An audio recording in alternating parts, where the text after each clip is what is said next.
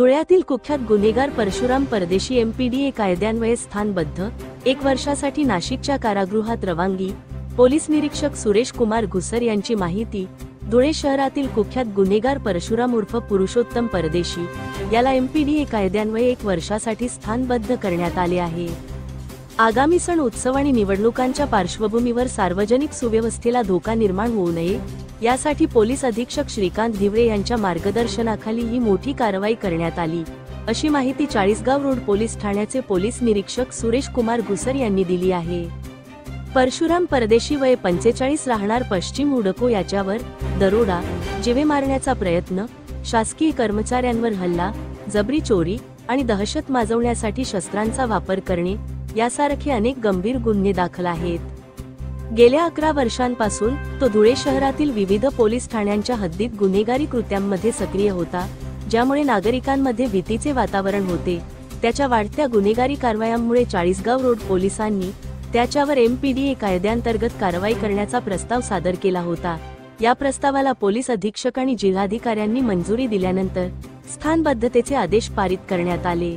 या कारवाईमुळे नागरिकांना भयमुक्त वातावरणात सण उत्सव साजरे करता येतील आणि निवडणुका शांततेत पार पडतील, असा विश्वास पोलिसांनी व्यक्त केला व ही कारवाई स्थानिक गुन्हे शाखा आणि चाळीसगाव रोड पोलिसांच्या पथकाने यशस्वीरित्या पार पाडली। धुळे क्राईम न्यूज साठी अब्दुल रहमान मलिक, धुळे। नमस्कार, मी सुरेश कुमार घुसर, पोलीस निरीक्षक चाळीसगाव रोड, धुळे।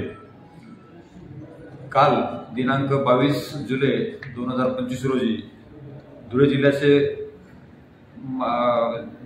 जिल्हा दंडाधिकारी तथा जिल्हाधिकारी यांनी कुख्यात गुन्हेगार परशुराम उर्फ पुरुषोत्तम रघुवीर परदेशी राहणार पश्चिम हुडको 100 फुटी रोड, धुळे यास एमपीडीए कायद्यान्वये नाशिक मध्यवर्ती कारागृह येथे 1 वर्ष स्थानबद्ध करण्याचे आदेश पारित केले आहे।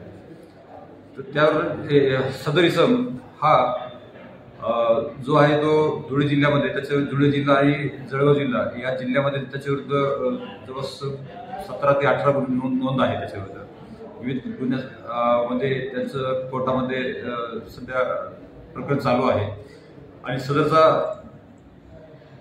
आरोपी हा